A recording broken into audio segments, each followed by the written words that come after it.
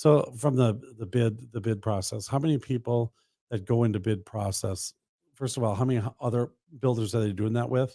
And then what's the probability of getting them once they start in that bid process? Those are some good questions. I think in the old days, we used to have a much higher percentage when people would get to the point of where they went to bid, to actually bid out a house on a certain lot. They were, I would say 50% would buy That you get. that would actually buy the house. Yeah. Hmm. And then nowadays it's much lower. It's probably 10% because I think you see a lot of people that just don't have a clue.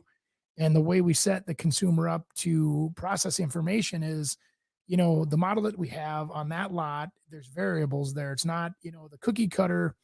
Again, going back, the national builders make that easier because they'll say, this is what you get, but there's no changes. Right. Pick the one you want. You can still pick the colors, maybe, maybe not. We're taking somebody saying you get to pick everything. So it's a little bit more of a commitment on our part, but we're also pushing that because we know that easy works. A lot of people out of convenience will just buy another national builder's house because it's easy, it's available, it's close enough, and they don't want to deal with it. New construction can be tedious, it can be long. So we a lot of times I think now are pushing the bid process earlier in the sequence of events in an effort to get people to say, see, you can do everything you want for $13,000 more than the one down the street. Yeah. Do you think also that maybe more people are doing the bids because it's easier to do? I mean, everybody's got it so set up now. I mean, when you go through it, you're basically, hey, which one do you want? One, two, or three? And then you kind of put it together, and then all of a sudden you get to a point, and maybe it's like, you know what? This came out at $627,000. Well, we really don't want to be over 575. All right, well, let's go look it through and let's kind of take out some stuff. And you can kind of do it a lot quicker. And I think, where before it used to be just a horrendous process to try to be able to get people to through that bid process and get them a price. Sure. Now you guys have everyone's worked so hard together to be able to get, you're down to the freaking pennies. Well, it used to be, back in the day. I mean, if I would take, 10 square feet off this room, we'd add it on the other side, or we give a credit for 10 square feet. Nowadays, it's like, hey, if it doesn't fit on the lot, we got to pull that in 10 square feet. There's no credit because it probably costs us more now to change the plan, remodify, re-engineer, redo whatever.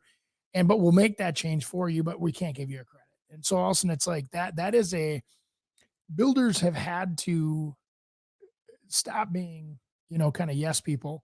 And they've had to adapt to more of a, hey, you're getting to make all these selections, but there's limitations to how many selections we can have you make.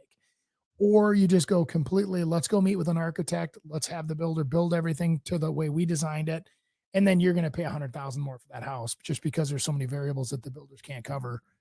I think what would be interesting too is if you kind of did a walkthrough of all the different builders and who's sitting in these properties, and to be able to get that answer kind of ahead of time, like what you're doing. So, hey, if we have to move that 10 feet in, a novice would say, well, 10 feet times $200 a square foot, you just saved, whatever, Right. $2,000, whatever. Yep. You got that back, but it's kind of like, but no, you got to have the architect you got to change it, that might cause maybe it's only 1 foot that you have to move it in. And now, you're off on, your 2x4s and your spacing. And there's a lot of different things that go into those calculations. Right. But where you lose a buyer is when all of a sudden you surprise them later on. Yeah. So let's just say that you have this one agent that's sitting there saying, oh yeah, no, we'll get that off for you. No problem. Then all of a sudden Andy now meets with them and kind of goes through all this stuff and says, well, no, this is what we have to do. It's just so much better to be able to have that information right from the start. So,